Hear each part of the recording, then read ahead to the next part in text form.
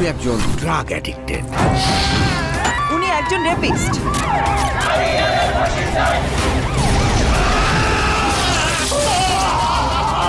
আপনার ছেলে একটা জানোয়ার।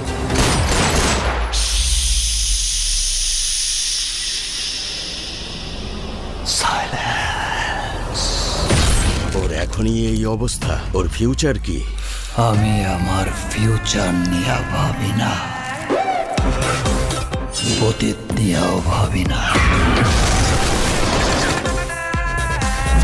আমি শুধু একটা জিনিসই ভাবি, নিতু শুধুই আমার।